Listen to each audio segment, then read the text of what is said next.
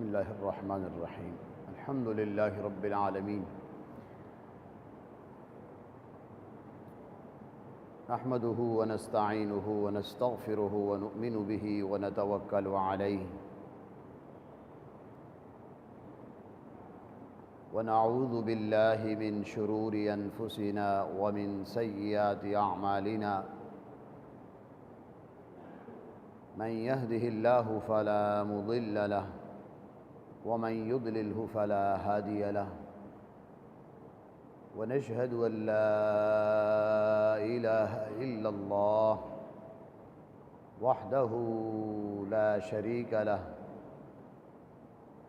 ونشهد أن سيدنا ومولانا محمدًا عبده ورسوله صلى الله تعالى عليه وعلى آله وصحبه وبارك وسلم. أما بعد، فأعوذ بالله من الشيطان الرجيم. بسم الله الرحمن الرحيم. وتعاونوا على البر والتقوى ولا تعاونوا على الإثم والعدوان واتقوا الله إن الله شديد العقاب. صدق الله مولانا العظيم، وبلغنا رسوله النبي الحبيب الكريم الصادق الأمين. قال الله عز وجل في شان حبيبه مخبرا وآمرا: إن الله وملائكته يصلون على النبي يا أيها الذين آمنوا صلوا عليه وسلموا تسليما. اللهم صل على حبيبك سيدنا ومولانا محمد معدن الجود والوجود والكرم، منبع العلم والحلم والحكم، وعلى آله وصحبه وبارك وسلم. الصلاة والسلام عليك يا رسول الله، الصلاة والسلام عليك يا حبيب الله، الصلاة والسلام عليك يا رحمة للعالمين، الصلاة والسلام عليك يا خاتم النبيين، الصلاة والسلام عليك يا شفيع المذنبين.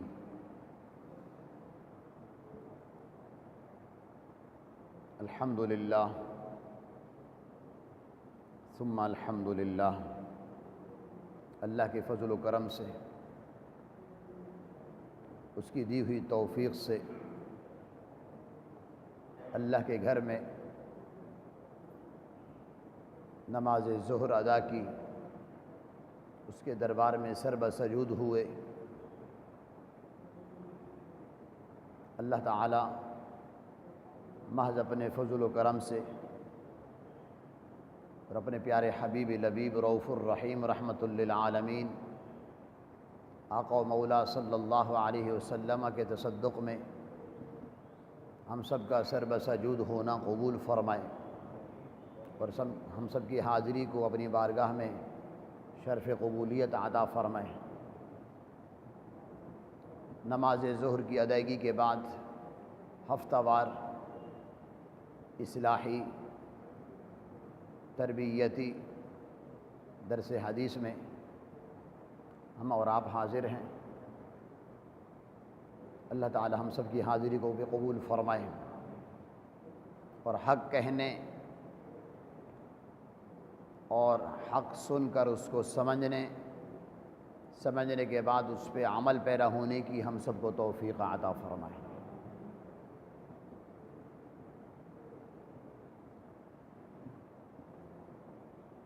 سیدنا ابو ہریرہ رضی اللہ تعالی عنہ سے مروی ہے،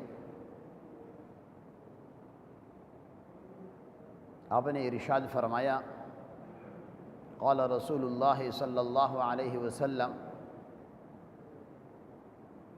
رسول اللہ صلی اللہ علیہ وسلم نے ارشاد فرمایا: سبعۃ یظلہم اللہ فی ظلہ یوم لا ظل الا ظلہ، 7 شخص ہیں اللہ تبارک و تعالی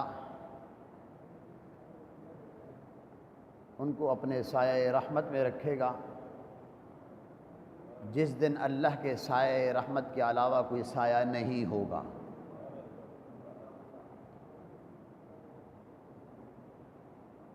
وہ خوش نصیب کون ہیں جو قیامت کے دن اللہ کے سایہ رحمت میں ہوں گے؟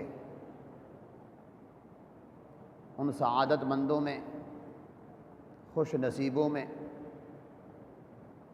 سب سے پہلا شخص حضور پر نور صلی اللہ علیہ وسلم نے ارشاد فرمایا، امام عادل، مسلمانوں کا امام،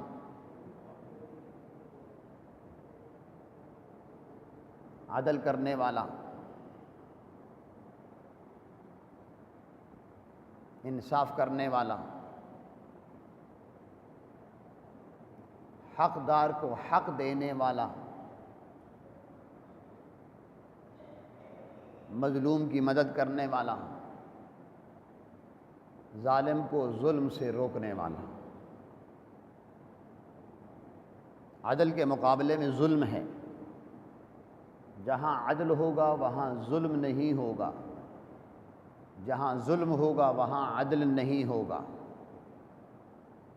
مسلمانوں کا ایسا حاکم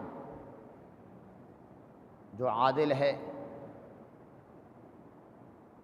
انصاف کرتا ہے، حقدار کو اس کا حق دلاتا ہے،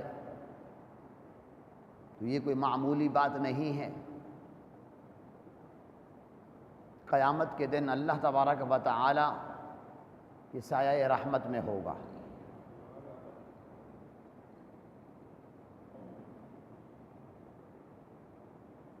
اس سے پتہ چلا کہ مسلمانوں کو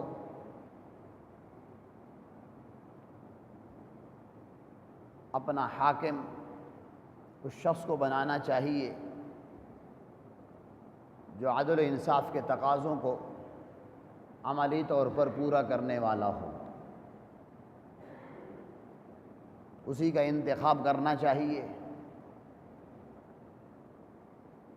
جو اللہ اس کے رسول کے احکامات کو عملاً نافذ کرے،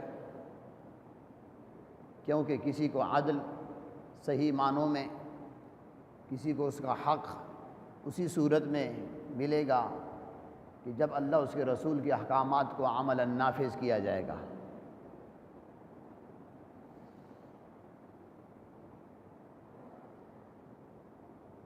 اللہ تعالی ہمارے وطن عزیز ملک پاکستان کو عدل و انصاف کرنے والے حکمران عطا فرمائے۔ جس مقصد کے لیے اللہ تعالی نے اپنے لطف و کرم سے ہمیں یہ عظیم نعمت پاکستان رمضان المبارک کی 27ویں شب قدر میں عطا فرمائی، اس مقصد کو حاصل کرنے میں اللہ تعالی ہماری مدد فرمائے اور ہم بھی اس کی عملی کوشش کریں۔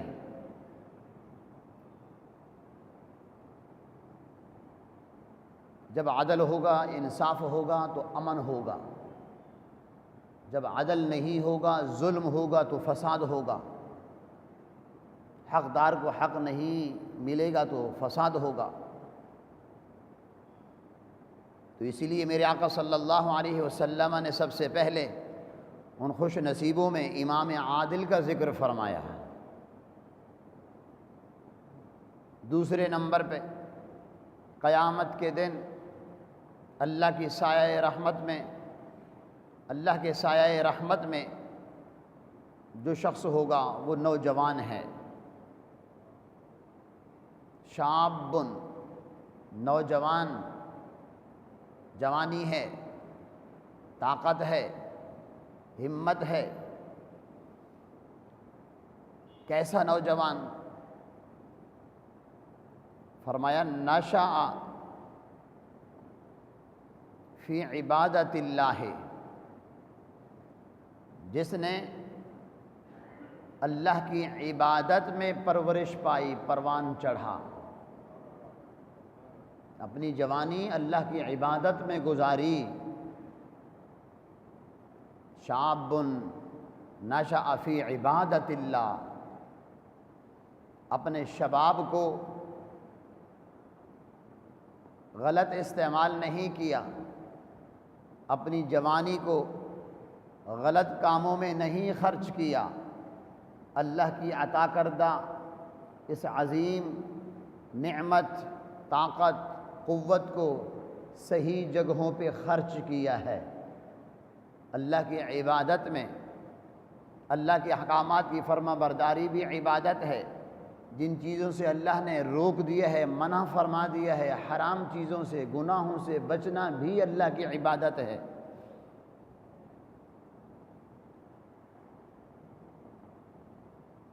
حضور پر نور صلی اللہ علیہ وسلم کی پیروی میں، آپ کی اتباع میں اس نے اپنی جوانی گزاری ہے۔ تو یہ کوئی معمولی بات نہیں ہے۔ ایک تو جوانی ہے، طاقت ہے، اور دوسری بات یہ ہے کہ شیطان بھی اس کے ہمراہ ہے، اور پھر تیسری بات یہ کہ ماحول بھی ایسا گندا ہو۔ تو یہ تین باتیں خاص طور پر جب اکٹھی ہوں گی تو ان تین باتوں کے ہوتے ہوئے اللہ کی عبادت، نماز، روزہ، نیکی، تلاوت قرآن، اور اپنے آپ کو گناہ سے بچا کر رکھنا، ماحول سے بچا کر رکھنا، تو یہ کوئی معمولی بات نہیں ہے، یہ بہت بڑی بات ہے، تو بڑی ہمت کی بات ہے۔ تو اس لیے پھر اس کا اجر بھی یہی ہے کہ قیامت کے دن ایسا نوجوان اللہ کے دربار میں جب حاضر ہوگا، سورج جب سوا نیزے پہ ہوگا، گرمی کی شدت قابل برداشت نہیں ہوگی، اس وقت سایہ رحمت کی اشد ضرورت ہوگی، تو اس دن اللہ کی رحمت کے سائے میں ہوگا۔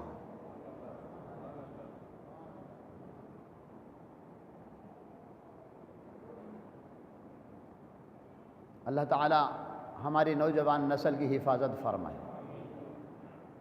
شرم و حیا کی دولت عطا فرمائے، اللہ کا خوف دل کے اندر موجود ہو تو یہ سب باتیں آسان ہو جاتی ہیں کہ میرا رب مجھے دیکھ رہا ہے، اللہ دیکھ رہا ہے، مجھے اس کے دربار میں پیش ہونا ہے، حساب کتاب ہونا ہے، مجھ سے جواب طلبی ہوگی۔ یہ جب یقین ہونا بھی چاہیے کیونکہ ہمارے ایمان کا تقاضا ہے، تو یہ وہ چیز ہے جو بندے کو گناہ سے بچاتی ہے۔ پہلے ایک حدیث شریف آپ نے سماعت فرمائی تھی کہ 5 سوالات ہوں گے بندے سے، 5 قسم کے لوگ ہوں گے، 5 قسم کے سوالات ہوں گے۔ ان 5 سوالات میں ایک سوال جوانی کے بارے میں بھی ہوگا۔ آپ کو یاد ہوگا کہ آپ نے یہ حدیث شریف سماعت فرمائی ہے، جوانی سے متعلق علیحدہ سے سوال کیا جائے گا کہ جوانی دی تھی، طاقت دی تھی، ہمت دی تھی، کہاں کھپائی، کہاں خرچ کی۔ اپنے رب رحمان کو راضی کرنے میں، اپنے رسول کو، اپنے نبی کو، اپنے آقا کو راضی کرنے میں وہ جوانی خرچ کی، یا شیطان کو راضی کرنے میں، گناہوں کے کام میں مبتلا ہو کر کہاں جوانی خرچ کی۔ تو جوانی سے متعلق علیحدہ سے سوال ہوگا۔ تو اسی لیے ہمیں چاہیے کہ ہم اپنے اوقات کی قدر کریں، خصوصاً ہمارے نوجوان، ہمارے بھائی، ہماری بہنیں، ہماری اولادیں، ان کو چاہیے کہ اپنی جوانی میں عبادت، اللہ تعالیٰ کی عبادت میں گزاریں اپنی جوانی کو، اور جوانی میں اپنی دنیا بھی بہتر بنائیں، اپنی آخرت کو بھی بہتر بنائیں، اور اپنی قبر کو بھی اچھا بنائیں۔ اللہ اکبر۔ تیسرا شخص خوش نصیب قیامت کے دن اللہ کی رحمت کے سائے میں ہوگا، فرمایا وَرَجُلٌ قَلْبُهُ مُعَلَّقٌ بِالْمَسْجِدِ، رجل ایسا مرد، قلبہ جس کا دل معلق ہے مسجد کے ساتھ، اس کے دل میں مسجد سے محبت ہے، مسجد سے بہت محبت کرتا ہے۔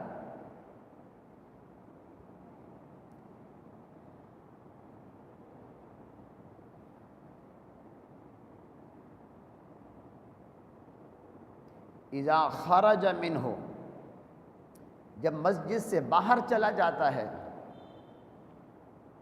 تو جسم تو مسجد سے باہر ہوتا ہے لیکن دل کی توجہ اس کی مسجد کی طرف ہوتی ہے کہ ابھی ظہر پڑھ کے نکلا ہوں تو پھر عصر کا وقت کب ہوگا، عصر کی نماز ادا کرنے کے لیے مسجد میں میں کب حاضر ہوں گا، کتنا وقت ہے، اس کی توجہ ادھر رہتی ہے۔ دل کا مسجد کے ساتھ معلق رہنا،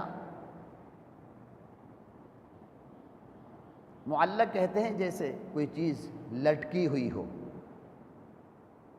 کھونٹے سے کوئی چیز لٹکا دیں، جیسے پنکھے لٹکے ہوئے ہیں، تو دل مسجد سے اٹکا ہوا ہے، لٹکا ہوا ہے، بڑا گہرا تعلق ہے مسجد سے۔ دکان پہ بیٹھا ہے، گھر پہ بیٹھا ہے، کہیں باہر ہے، تو مسجد سے ایک لگاؤ اور رابطہ اس کا رہتا ہے، وہ انتظار میں ہوتا ہے کب اذان ہو مسجد میں جاؤں، یا ویسے ہی فارغ ہے تو مسجد میں آ جاتا ہے، مسجد میں بیٹھ کر اللہ کا ذکر کرتا ہے، اللہ کو یاد کرتا ہے، اس کو سکون ملتا ہے۔ اسی لیے بزرگوں کا قول ہی ہے کہ المؤمن فی المسجد کالسمک فی الماء، مومن مسجد میں ایسا ہے جیسے مچھلی پانی میں ہے۔ مچھلی کو پانی میں سکون ملتا ہے، راحت ملتی ہے، اس کی حیات اور زندگی پانی میں ہے۔ تو مومن کا سکون اور ایمان والے کی راحت اور اس کا چین، دل کا آرام مسجد میں ہے، وہ مسجد میں آتا ہے، اس کو سکون ملتا ہے۔ یہ ایمان کا تقاضا ہے، کیونکہ روئے زمین پر بہترین جگہیں مساجد ہیں۔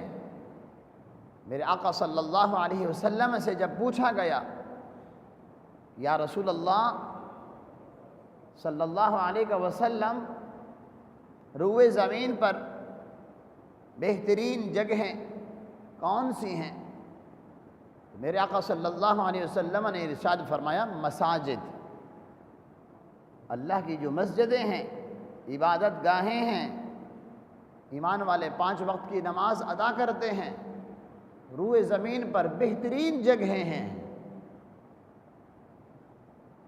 پھر پوچھا گیا یا رسول اللہ صلی اللہ علیہ وسلم، روئے زمین پر سب سے زیادہ ناپسندیدہ جگہیں کون سی ہیں؟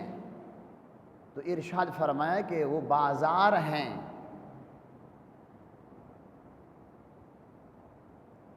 کیونکہ بازار کاروبار تو کرنا ہے، لین دین بھی ہے، تجارت کی بھی اجازت ہے، رزق حلال کمانے کا حکم ہے، وہ سب چیزیں ہیں۔ تو کیونکہ بازار کے اندر جھوٹ، مکر، دھوکہ، جھوٹی قسمیں، یہ چیزیں زیادہ ہوتی ہیں۔ دنیاوی مفادات، مال کی محبت کی وجہ سے یہ سب غلط کام بازاروں میں زیادہ ہوتے ہیں۔ اس وجہ سے میرے آقا صلی اللہ علیہ وسلم نے فرمایا کہ بازار سب سے گندی جگہیں ہیں، کہ وہاں لوگ اکثر جو ہے گناہوں میں مبتلا ہوتے ہیں۔ تو مسجد میں زیادہ سے زیادہ عبادت ہوتی ہے، اللہ کا ذکر ہوتا ہے، نیک کام بندہ کرتا ہے، اللہ کی طرف متوجہ ہوتا ہے، اسی لیے مساجد کو روئے زمین پر بہترین جگہیں فرمایا۔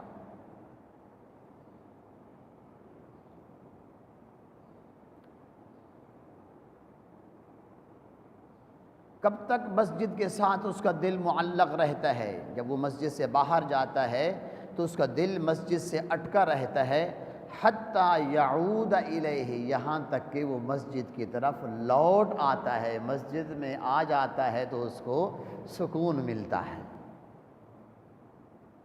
اس کو سکون ملتا ہے۔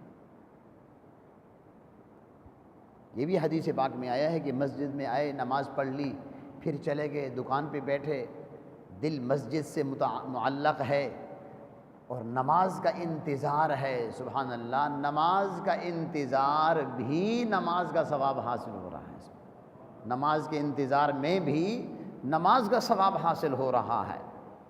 بیٹھا دکان پہ ہے لیکن نماز کا انتظار ہے، کب مسجد میں جاؤں، تو وہیں دکان پہ بیٹھے بیٹھے اس کو ثواب مل رہا ہے، کام کر رہا ہے۔ سبحان اللہ۔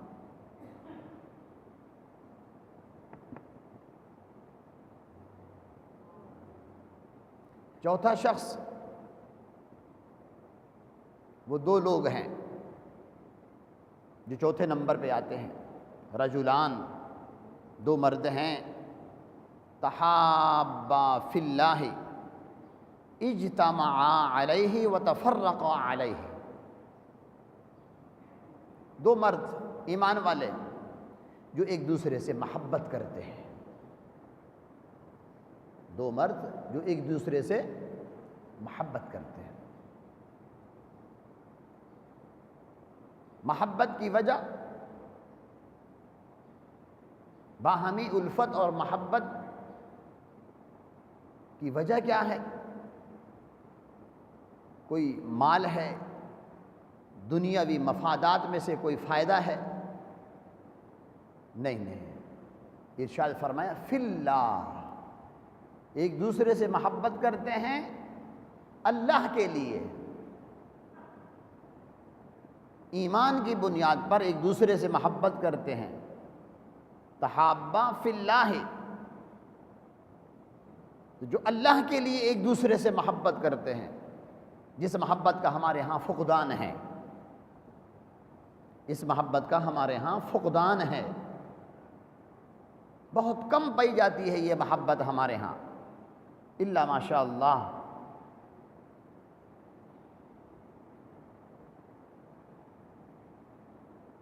ایمان کا تقاضا یہ ہے کہ ایمان والے ایمان کی وجہ سے ایک دوسرے سے محبت کریں، یہ اللہ کے لیے محبت ہے، کیونکہ ایمان اللہ کو پسند ہے، اللہ کے رسول صلی اللہ علیہ وسلم کو پسند ہے۔ جو مطلب کی محبت ہے وہ محبت نہیں ہے، وہ مطلب سے محبت ہے، مفادات سے محبت ہے۔ اللہ کے لیے جو محبت ہے وہ اور چیز ہے، اس کی حقیقت کچھ اور ہے۔ جو اللہ کے لیے محبت کرتے ہیں وہ اولیاء اللہ ہوتے ہیں، اللہ والے ہوتے ہیں، جن کا اٹھنا بیٹھنا، دیکھنا، بات کرنا، گفتگو کرنا، کسی کو دینا، یہ سب اللہ کے لیے ہوتا ہے۔ اسی لیے قیامت کے دن، سبحان اللہ، قیامت کے دن اعلان ہوگا، این المتحابون فی، کہاں ہیں وہ لوگ جو میری وجہ سے ایک دوسرے سے محبت کرتے تھے، وہ کہاں ہیں؟ قیامت کے دن اعلان ہوگا باقاعدہ، کہاں ہیں وہ لوگ جو میری وجہ سے محبت کرتے تھے؟ این المتزاورین فی، این المتزاورون فی، کہاں ہیں وہ لوگ جو میری وجہ سے ایک دوسرے کی زیارت کرتے تھے، ایک دوسرے کے پاس ملنے جلنے کے لیے آنا جانا، میری وجہ سے۔ یہ چیز صرف ایمان والوں میں ہونی چاہیے،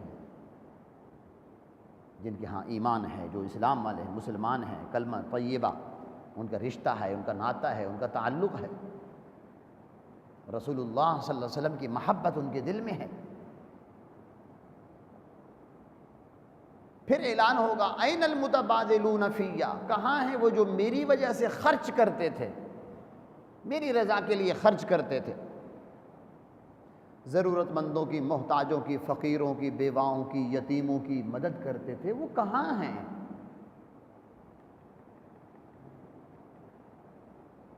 اعلان ہوگا۔ جب اعلان ہوگا تو یہ خوش نصیب اعلان سن کر اللہ کے دربار میں پیش ہو جائیں گے، حاضر ہو جائیں گے۔ میرے آقا صلی اللہ علیہ وسلم نے فرمایا ان خوش نصیبوں کے لیے نور کے منبر بچھائے جائیں گے۔ نور کے منبروں پر یہ خوش نصیب رونق افروز ہوں گے، ان کی عزت اور ان کی شان اور عظمت کو دیکھ کر سب لوگ داد دیں گے، رشک کریں گے، حتیٰ کہ انبیاء کرام علیہم السلام بھی ان کو داد دیں گے،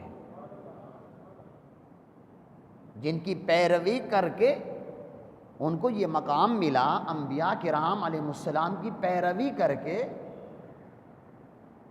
جن کو یہ مقام ملا، ان کے لیے نور کے منبر بچھائے جائیں گے۔ خود انبیاء کرام علیہ السلام بھی ان کو داد دیے بغیر نہیں رہ سکیں گے، ان کو داد دیں گے، ان کی تعریف کریں گے، سبحان اللہ، کیسے خوش نصیب ہو، کیسی محبت کے ساتھ تم نے ہماری دنیا میں پیروی کی اور اللہ کے لیے تم ایک دوسرے سے محبت کرتے تھے۔ اصل سنت تو نبیوں کی ہے، اللہ کے لیے محبت، اللہ کے لیے سب کچھ کرنا، یہ نبیوں کی سنت ہے۔ پھر ان کی جو پیروی کرتے ہیں، ان کے پیروکار ہوتے ہیں، ان کی اتباع کرتے ہیں، ان کے نقش قدم پر چلتے ہیں، تو اس کے مطابق پھر ان کے درجات ہیں۔ اللہ اکبر۔ تو دو شخص جو ایک دوسرے سے محبت کرتے ہیں، دیکھیے ایک تو اللہ تعالیٰ نے نسب کے طور پر ہمارے رشتے بنائے ہیں، ماں باپ کا رشتہ اولاد کے ساتھ، اولاد کا تعلق ماں باپ کے ساتھ بڑا مقام ہے، اس کی فضیلت ہے، اس کا حکم ہے۔ بہن بھائی ہے، ددھیال ہے، ننیال ہے، دونوں طرف کے خاندان ہیں، پھر پڑوسی ہے، میاں بیوی کی حیثیت ہے، نکاح کی وجہ سے میاں بیوی ایک دوسرے کے قریب ہوئے۔ لیکن ان تمام رشتوں سے بڑھ کر بڑا رشتہ تو ہمارا کلمہ کا ہے، ایمان کا رشتہ ہے، غلامی مصطفیٰ کا رشتہ ہے، محبت رسول کا رشتہ ہے۔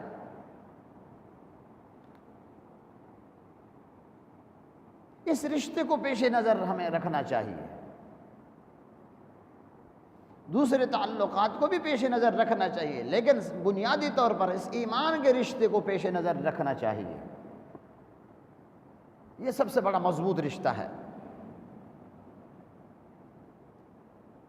تو فرمایا کہ وہ خوش نصیب ہیں دو مرد جو قیامت کے دن اللہ کی رحمت کے سائے میں ہوں گے، وہ دنیا میں ایک دوسرے کے ساتھ اللہ کے لیے محبت کرتے تھے اور اسی پر وہ اکٹھے ہوتے تھے، اسی پر وہ جدا ہوتے تھے۔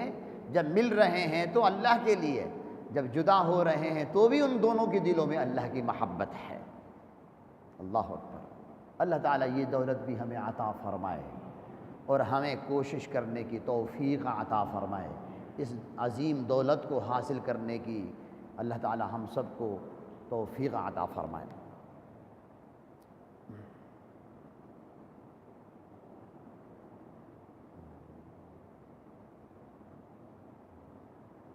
پانچواں شخص، وَرَجُلٌ ذَكَرَ اللَّهَ خَالِيًا فَفَاضَتْ عَيْنَاهُ۔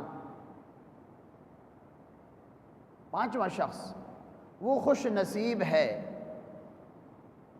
جو خلوت میں ہے، تنہائی میں ہے، اکیلا بیٹھا ہے، مسجد میں، دکان میں، گھر میں، کہیں بھی ہے، اکیلا ہے، جنگل میں بیٹھا ہے، صحرا میں بیٹھا ہے، فضاؤں میں ہے، کہیں بھی ہے، اکیلا ہے، خلوت میں ہے، اور اس خلوت میں اپنے رب کو، اپنے مالک کو یاد کیا ہے اور اس کی یاد میں اس کی آنکھوں سے آنسو بہہ پڑے ہیں، اللہ کی یاد میں آنکھوں سے آنسو نکل پڑے ہیں، تو وہ خوش نصیب بھی قیامت کے دن اللہ کی رحمت کے سائے میں ہوگا۔ اللہ یاد آ گیا ہے، وہ یوں کہ اس کی رحمت یاد آ گئی ہے، اس کا فضل یاد آ گئی ہے، اس کی نعمت یاد آ گئی ہے، تو نعمت یاد آنے سے نعمت عطا کرنے والا یاد آ گیا، یا پھر اپنے گناہوں کو یاد کیا، پھر اس کی رحمت کو یاد کیا، بندے نے معافی مانگ لی، توبہ کر لی، اللہ یاد آ گیا ہے اور آنکھوں سے آنسو نکل پڑے ہیں۔ اللہ اکبر۔ پچھلے درس میں یا اس سے پچھلے درس میں آپ نے سماعت فرمایا تھا، اللہ تعالیٰ کو دو قطرے بہت پسند ہیں، بہت پسند ہیں اللہ تعالیٰ کو دو قطرے۔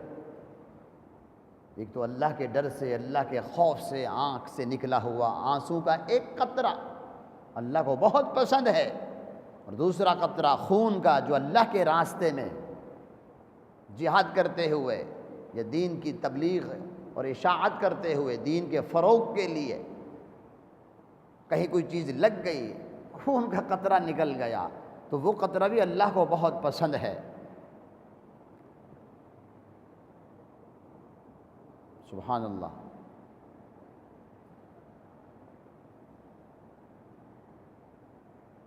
چھٹا شخص، وَرَجُلٌ دَعَتْهُ امْرَأَةٌ ذَاتُ حَسَبٍ وَجَمَالٍ فَقَالَ إِنِّي أَخَافُ اللَّهَ۔ وہ خوش نصیب، سعادت مند قیامت میں اللہ کی رحمت کے سائے میں ہوگا کہ جس کو کسی عورت نے دعوت دی، وہ حسین و جمیل عورت ہے، حسب نسب والی ہے، خاندان، اونچے خاندان سے تعلق رکھتی ہے، حسن و جمال بھی ہے، اس نے اس کو گناہ کی دعوت دی،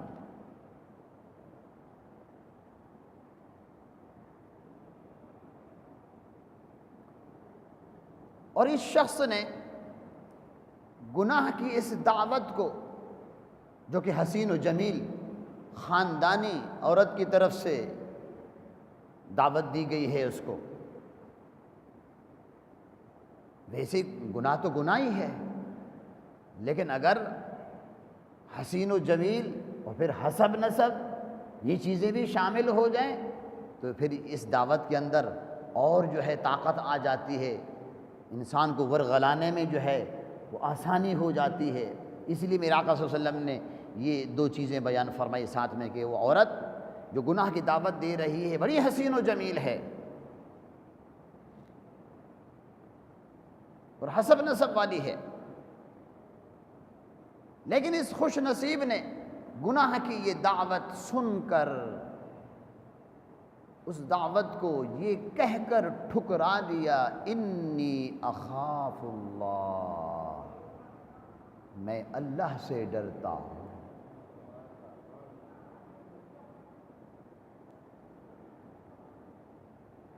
بڑی بات ہے، میں اللہ سے ڈرتا ہوں۔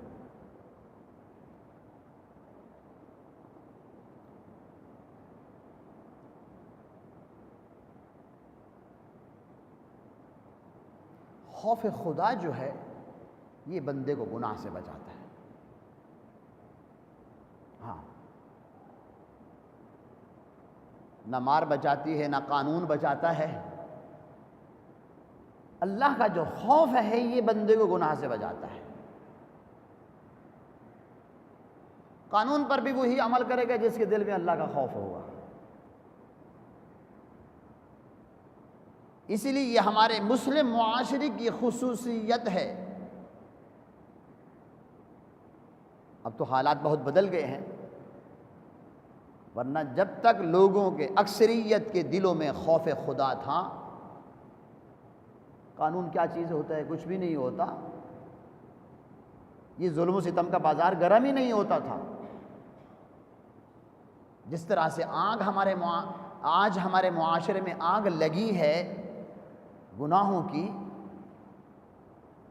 ظلم و ستم کی، پہلے ایسے نہیں ہوتے تھے، کیونکہ لوگوں کے دلوں میں اللہ کا خوف تھا، ایمان مضبوط تھا، ایمان کی روشنی زیادہ تھی۔ آج ایمان کمزور ہو گئے ہیں، خوف خدا نہیں ہے، دن دناتے ہیں لوگ، گناہ کرتے ہوئے فخر کرتے ہیں، گناہ کرتے ہوئے فخر کرتے ہیں، گناہ کر کے اس پہ فخر کرتے ہیں۔ اللہ اکبر۔ تو میرے بھائی، اللہ کا جو خوف ہے یہ بنیاد ہے۔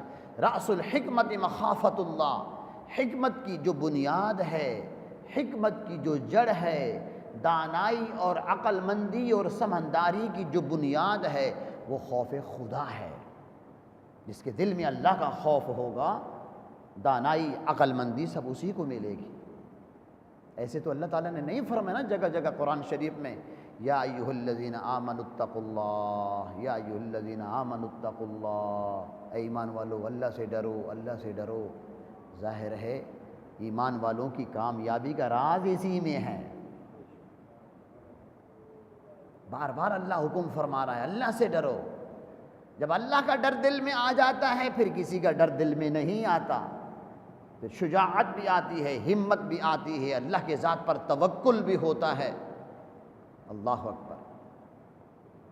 تو یہ خوش نصیب ہے جس کو گناہ کی دعوت دی گئی اور اس نے یہ کہہ کر ٹھکرا دیا کہ انی اخاف اللہ، میں اللہ سے ڈرتا ہوں۔ اللہ تعالی ہمارے دلوں میں اپنا خوف عطا فرمائے۔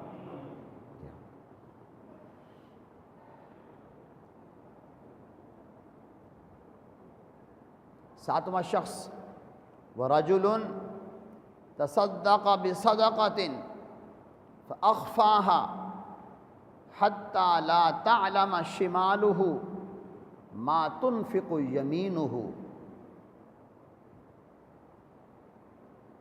اللہ کے راستے میں خرچ کرنے والا،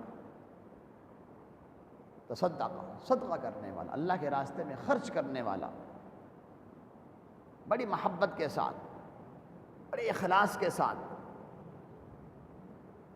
دور دور تک ریاکاری کا کوئی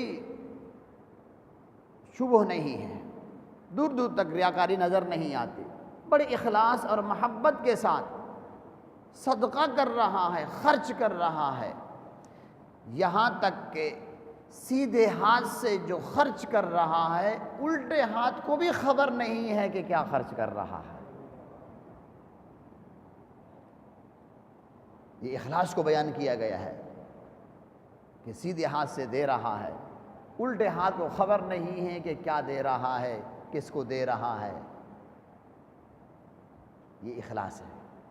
یہ 7 لوگ ہیں اس حدیث پاک میں، اور بھی خوش نصیب بہت سارے ہیں، لیکن اس حدیث پاک میں پیارے آقا صلی اللہ علیہ وسلم نے ان 7 خوش نصیبوں کا ذکر خیر فرمایا۔ آج کے درس میں یہی بیان کیا۔ اللہ تعالیٰ بیان قبول فرمائے، سماعت قبول فرمائے، اور مجھ سمیت ہم سب کو، تمام سامعین کو عمل کی توفیق عطا فرمائے۔ آمین۔ وآخر دعوانا الحمد للہ رب العالمین۔ کھڑے ہو جائیے، صلاۃ و سلام۔